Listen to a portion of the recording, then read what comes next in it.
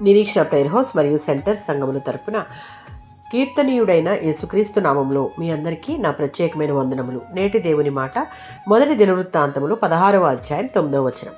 ఆయనను కీర్తించుడి, అద్భుత క్రియలన్నిటిని గూర్చి సంభాషణ చేయుడి.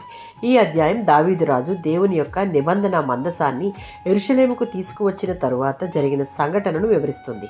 దేవుని సన్నిధి తిరిగి ప్రజల మధ్యకు వచ్చినందుకు దావీదు ఎంతో ఆనందించాడు. ప్రజలు బలులు అర్పించిన తరువాత ఆశీర్వదించాడు.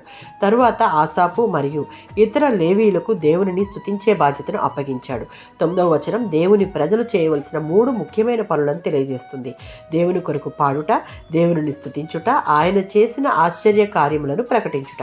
ఆయనను గూర్చి పాడుడి అనగా దేవుని గొప్పతనాన్ని పాటల ద్వారా ప్రకటించాలి. 95వ సంకీర్తన 1-2 చరణాలు మరియు ఎఫెసీయులకు రాసిన పత్రిక 5వ అధ్యాయం 19వ వచనం. యెహోవాకు సంతోష గానము చేయుడి, కీర్తనలతో స్తోత్ర గీతాలతో దేవునిని మహిమపరచుడి. స్తుతి అనేది కేవలం సంగీతం కాదు, అది దేవుని పట్ల మన ప్రేమను వ్యక్తపరచడం. దేవుని మహిమను, పవిత్రతను, విశ్వాస్యతను మన పరిస్థితులు ఎలా ఉన్నా దేవునిని కొనియాడే వారంగా ఉండాలి. 105వ సంకీర్తన 1-2 చరణాలు.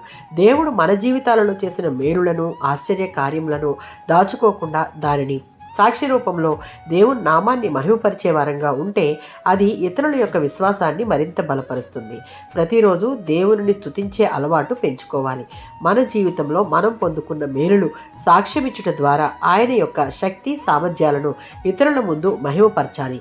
మన కష్టకాలంలో కూడా దేవునిని స్తుతించే వారమైతే మనం చెల్లించే స్తుతి మన స్థితిని మారుస్తుంది. ఆమేన్.